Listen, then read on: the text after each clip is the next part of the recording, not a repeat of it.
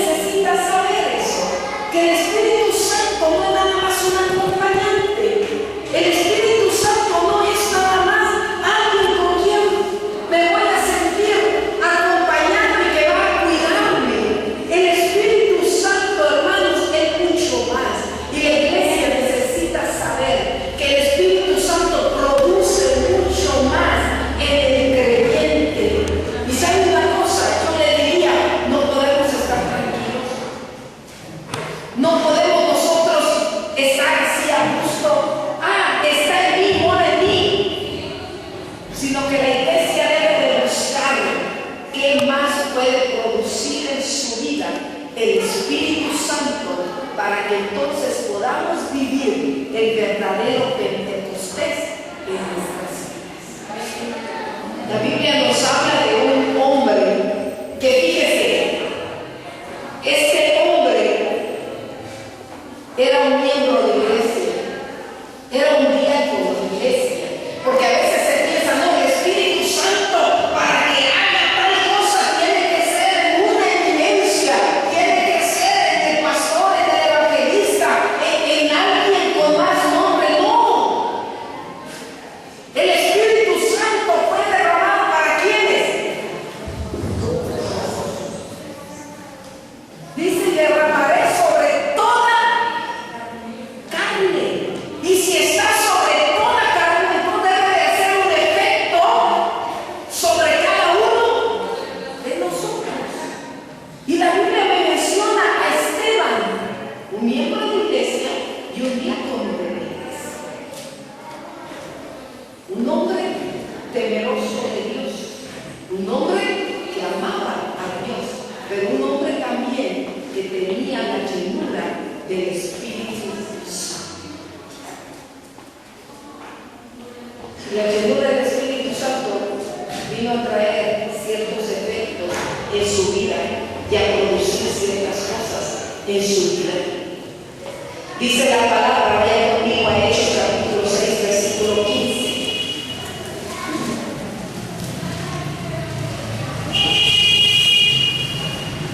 Perdón, Hechos capítulo 6, versículo 8 primero. Dice que Esteban, lleno de gracia y de poder, hacía grandes prodigios y señales entre el pueblo. ¿Quién es el que da poder? ¿Qué dijo Jesús? Y recibiréis poder. ¿Cuándo?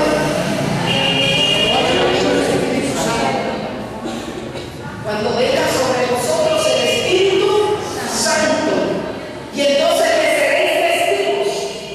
Y una de las cosas que vino a producir la llenura del Espíritu Santo en la vida de Esteban fue que él estaba lleno de gracia y de poder. Y mire usted la gracia, a qué tan grado llegaba la gracia que Dios le dio a Esteban, que Dios sigue dando hasta el día de hoy. En el versículo 15 que ya les había mencionado, dice: entonces todos los que estaban sentados en el concilio, al fijar los ojos en él, vieron el rostro como el rostro de quién. De un ángel, de alguien divino, porque esa es la gracia que Dios sabe dar. Amén. Cuando está lleno del Espíritu Santo, Dios te da una gracia. Y eso es lo que produjo la vida de Esteban, lleno del Espíritu Santo. Entonces fue lleno de gracia y de poder. Cuando tú tienes la llenura del Espíritu Santo, a lo mejor tú te ves en el espejo y de repente dices: ay, qué mal me veo hoy, como que se me ve una arruga acá, como que traigo el gesto medio fachudo, como que esto.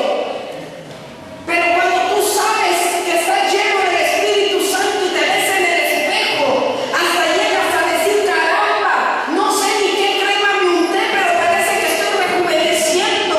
No sé qué me está pasando, pero como vas a vestir a la cara, querer nada más estar sonriendo. No sé, pero como que me veo medio diferente para bien, me veo medio raro para bien, como que me veo más guapetona, como que algún toque ahí está.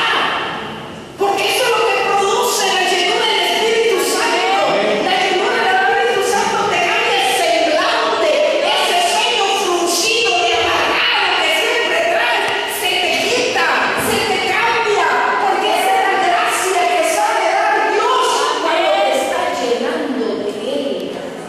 Y Esteban, no sé qué tan guapetón será, pero lo que sí sé es que la gracia de Dios no es cualquier cosa. La gracia de Dios es muy valiosa. Y dice aquí que él era lleno de gracia y de poder, no cualquier cosa. El Señor estaba cumpliendo lo que había dicho: recibiréis poder.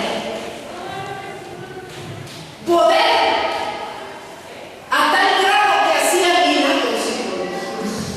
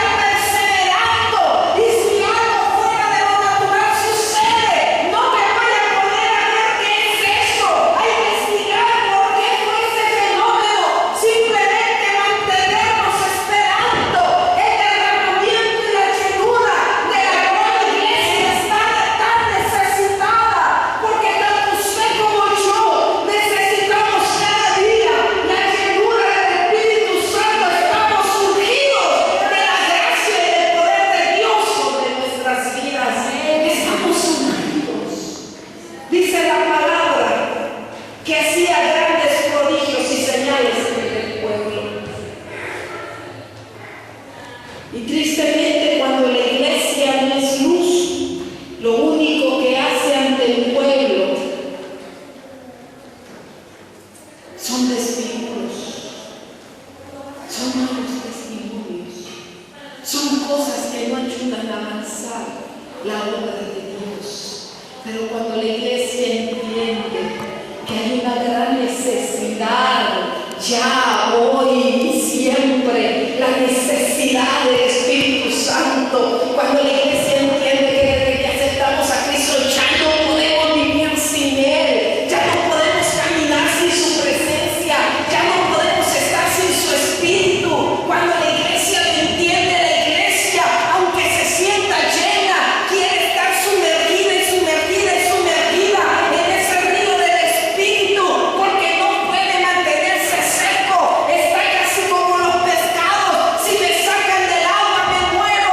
Prefiero estar sumergido en el río del Espíritu, porque es el único lugar donde tengo vida. Y cuando la iglesia entendamos que esa es nuestra vida, ese es el lugar de nuestra vida, ese es el lugar donde nosotros tenemos realmente vida, entonces miembro, no miembro, diácono, no diácono, pastor, no pastor, al estar lleno del Espíritu Santo podremos hacer señales, milagros, prodigios, para que nuestro Dios sea glorificado. No podemos como iglesia avergonzar a nuestro Dios. Si yo le pregunto a usted, o si alguien ajeno aquí viene y dice, usted está lleno del Espíritu, ¿usted qué va a decir? Claro.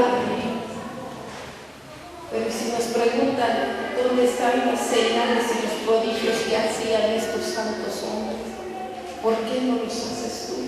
¿Qué podríamos decir nosotros? ¿Es que es otro Dios? ¿Es que el tiempo ha pasado y el poder de Dios ha menguado? ¿Qué podríamos decir nosotros? Excusas y excusas para no evidenciarnos. Dios sigue siendo el mismo. La palabra de Dios sigue siendo palabra de poder. La palabra de Dios sigue teniendo cumplimiento. Por lo tanto, iglesia, de ir haciendo a través de nuestras vidas los milagros y prodigios que hizo a través de estos hombres, que tal vez la única diferencia era manifestar la llenura del Espíritu que hacía que produjeran los frutos de Dios. Allí en Hechos capítulo 6, versículo 10, otra de las cosas que producía la llenura del Espíritu, dice, pero no podían resistir la sabiduría y el Espíritu con el que hablaba. No podían, hablaba con sabiduría.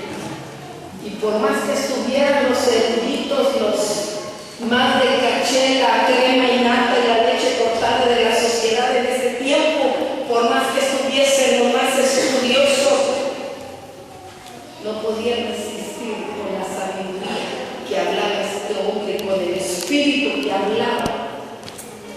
Y si usted se fija, allí dice sabiduría y al Espíritu, y Espíritu está con mayúscula, porque no está hablando del Espíritu normal de él, está hablando del Espíritu Santo. Hablar con sabiduría.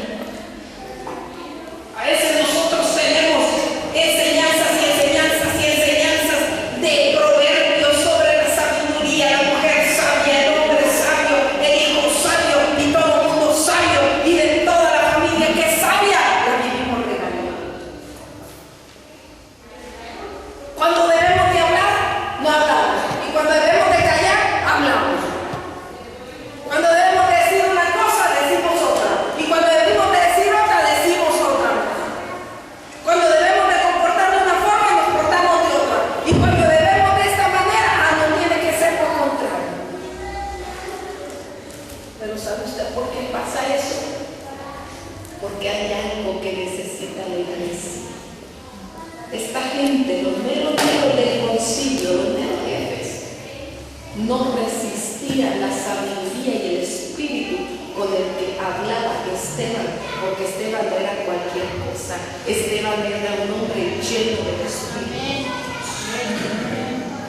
Y la iglesia necesita saber que en efecto, en la iglesia hay gente que nada más llegó hasta el kinder, hay gente que nada más llegó a la primaria, hay gente que nada más llegó a la secundaria, hay gente que llegó a la prepa, hay gente que llegó a más.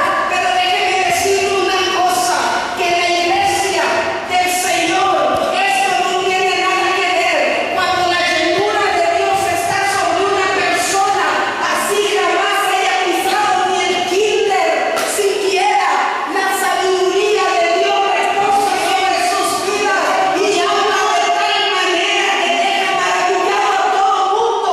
Pero ese es el efecto que hace la llenura de Dios sobre la vida del creyente. Por eso la palabra dice: al oír, lo recogen, lo transforman, lo llenan, y cuando le ponen al sabio orgulloso, lo avergüenzan.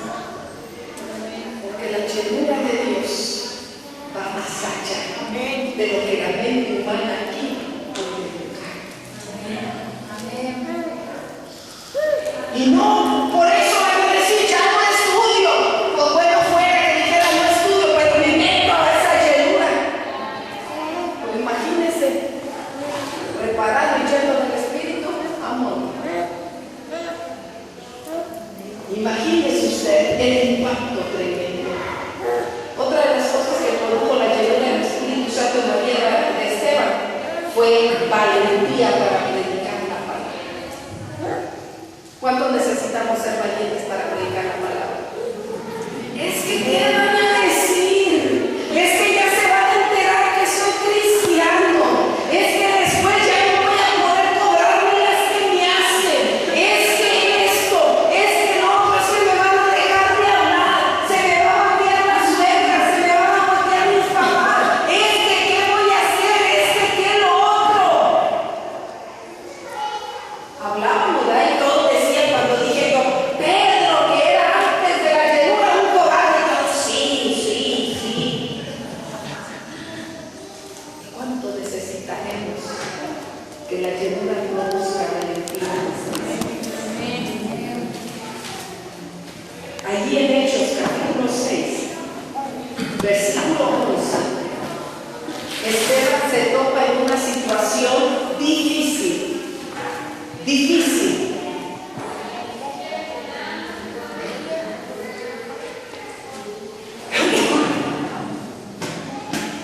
¿Ya lo tiene? Entonces sobornaron, ay Dios, desde entonces existía, a unos para que dijesen que le habían oído hablar palabras blasfemas contra Moisés y contra Dios. Y soliviantaron al pueblo, a los ancianos y a los escribas, y arrepentiendo le arrebataron y le trajeron al concilio y pusieron testigos falsos que decían: este hombre no cesa de hablar palabras blasfemas contra este lugar santo y contra la ley, pues le hemos oído decir que ese Jesús de Nazaret destruirá este lugar y cambiará las costumbres que nos dio Moisés.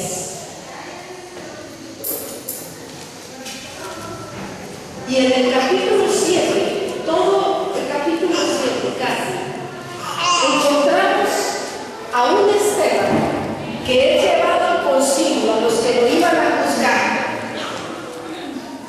porque según los que habían sido sobornados, decían que este andaba predicando contra Moisés.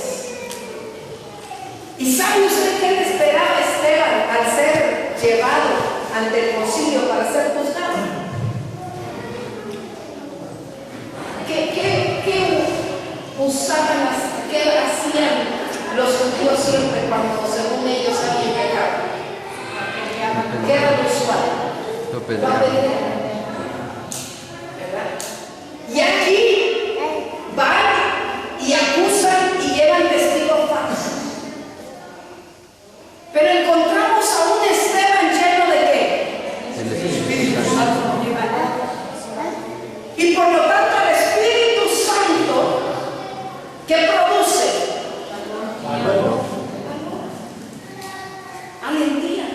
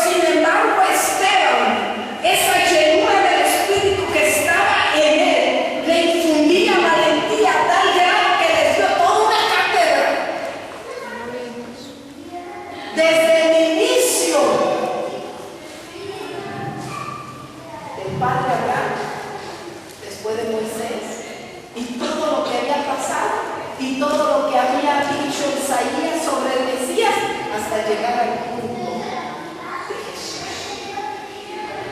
Valentía para predicar. Valentía para predicar.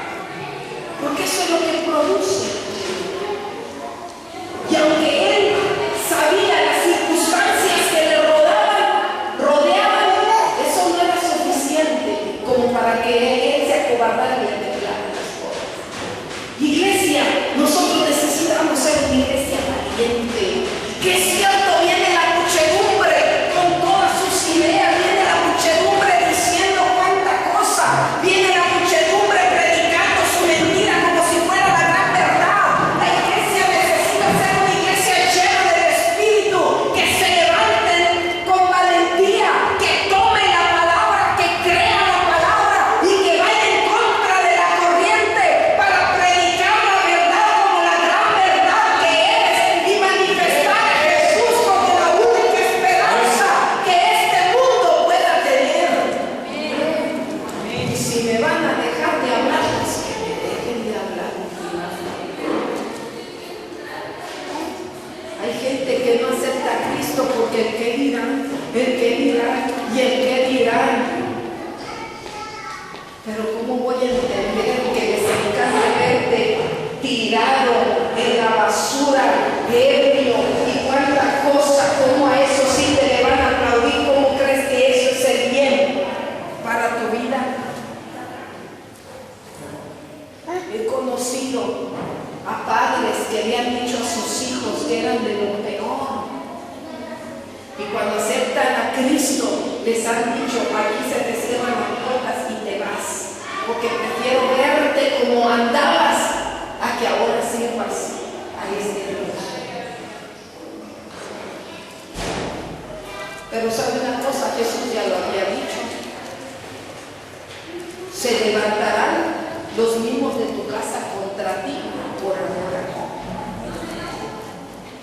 Va a pasar. ¿Pero qué dijo Jesús? Hay una promesa. Tú crees y del resto me encanta, como lo hizo con Zaqueo. Zaqueo se acercó porque quería ver, quería conocer al Salvador de Israel. ¿Y qué le dijo Jesús? Bájate, Zaqueo, hoy la salvación ha llegado a tu casa. ¿Quién te ha dicho que la salvación no va a llegar a tu casa? Lo único que tienes que hacer es aguantar vara, porque el aguantar vara significa sigue confiando en Dios, sigue esperando en Dios, porque de cierto la palabra tiene que ver con Dios. Pero hay que ser valientes, hay que ser valientes. A veces la gente se levanta levantándonos falsos y señalándonos y diciéndonos, pero cuando estamos llenos del Espíritu, oiga, nosotros levantamos cabeza y seguimos hacia adelante, porque el que se encarga de limpiar todo lo que otros embarran. Amén. Es así de simple. Es así de simple. Este asunto, hermanos. Fíjese, la situación en la que estaba él era tremenda, pero a mí me maravilla este hombre. En el capítulo 7,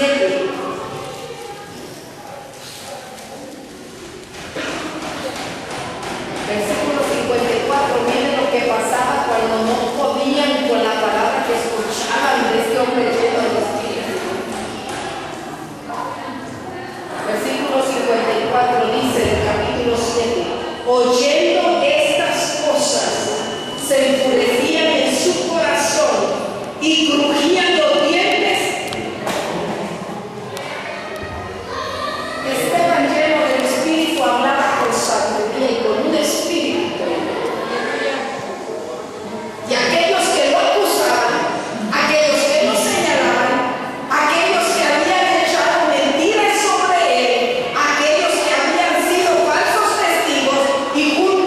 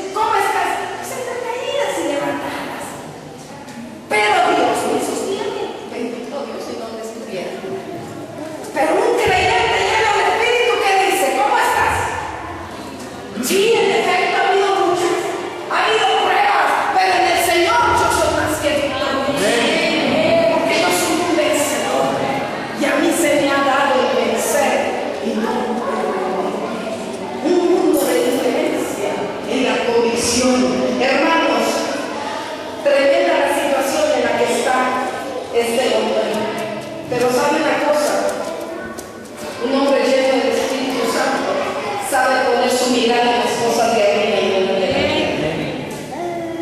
Y nosotros no tenemos la mirada.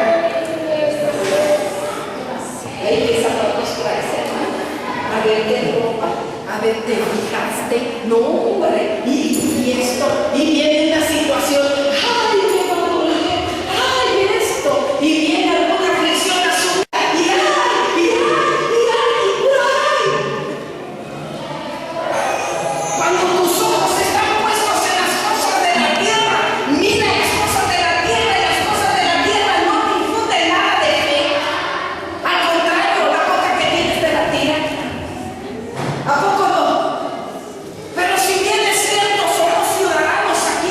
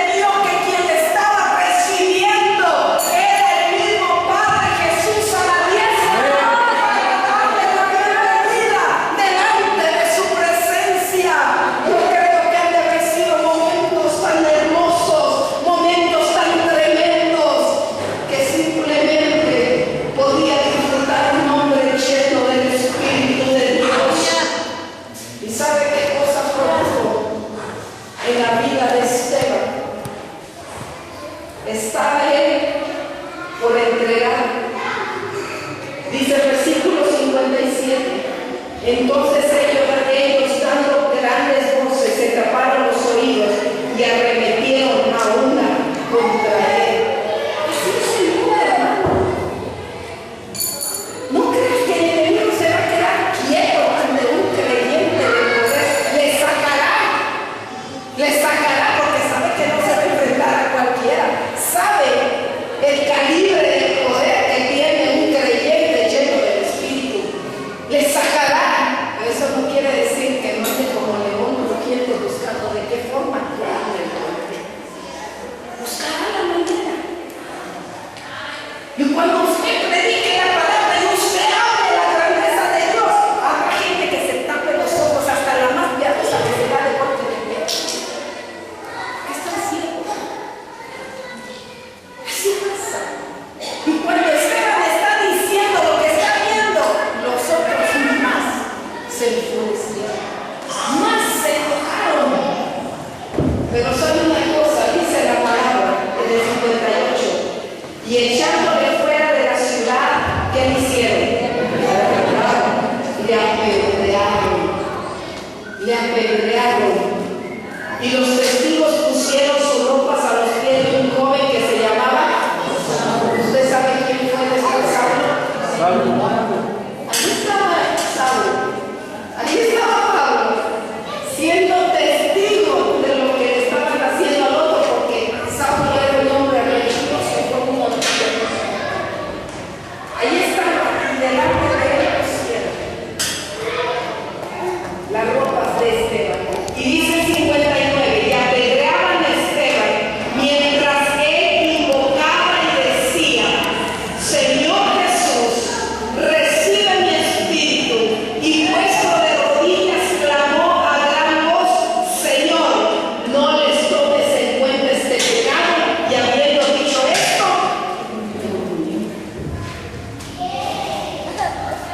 dice que lo estaban apedreando. Y mientras que hacía él, invocaba.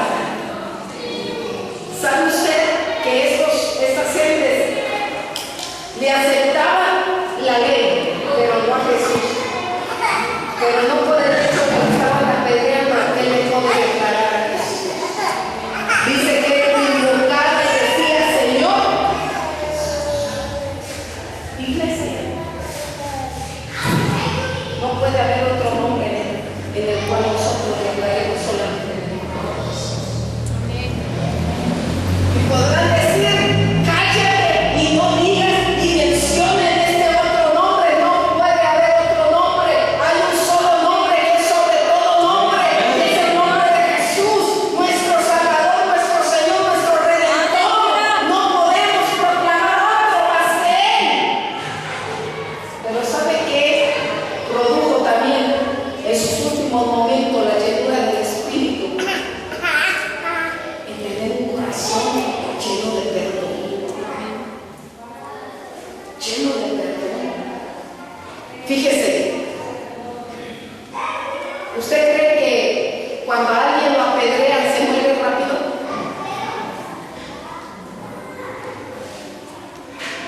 Así haya sido una bola de gente. Una muerte algo lenta, a menos que le dieran directo como a Goliat. Pero ese fue un tiro extraterrestre. Y sin embargo, aunque estaba dolido, lastimado y todo, él seguía poniendo sus ojos hacia arriba, disfrutando lo que le estaba esperando. Por acá le daban trancazos, pero para él era más valioso aquello. Y esa llenura del Espíritu le llevó a decir: Señor, perdónanos. No les tomes en cuenta lo que me están haciendo. ¿A quién estaba invitando con esas palabras? Porque como decían en la mañana, la iglesia tiene que entender, nosotros tenemos que entender, cada uno de nosotros, que somos imitadores de Cristo, y por lo tanto tenemos que vivir, hablar, actuar, pensar, hacer como Cristo. Es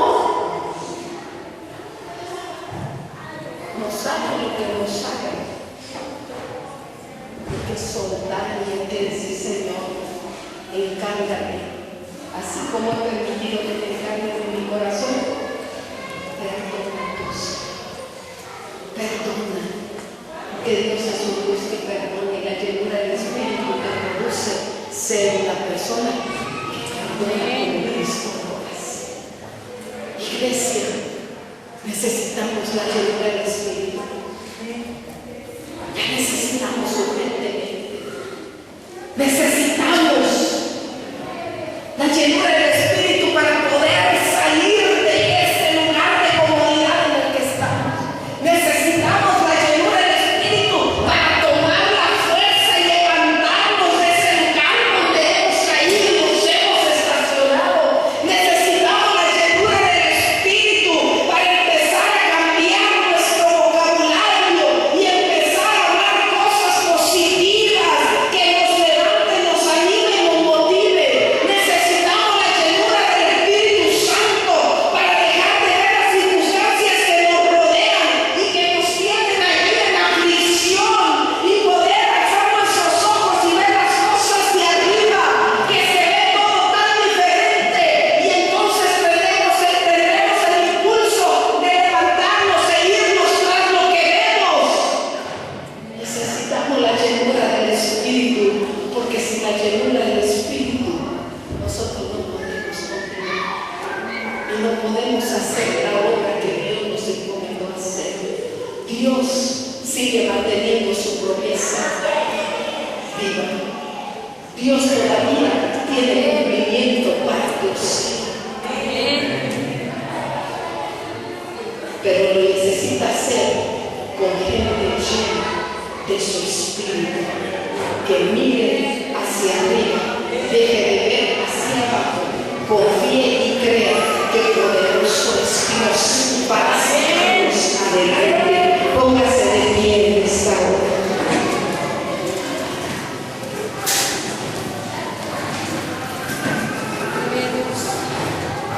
Y yo le invito a que allí donde está usted haga su oración. Yo ruego a Dios que cada uno de nosotros podamos reconocer nuestra necesidad de esa llenura. Que cada uno de nosotros podamos decir: no puedo quedarme así. Es cierto que mora en mí, es cierto que está en mí, pero no solamente es eso lo que quiere hacer en mí. Fue puesto, fue dejado en mí, pero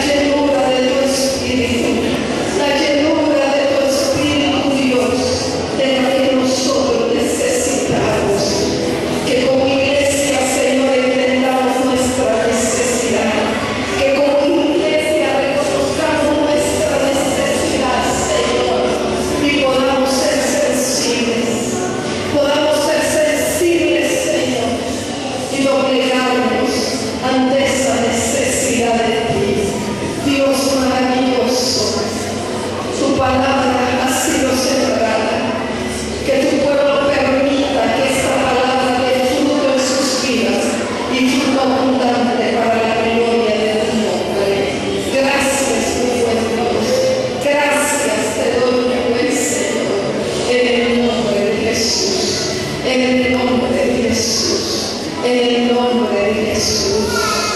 Vamos a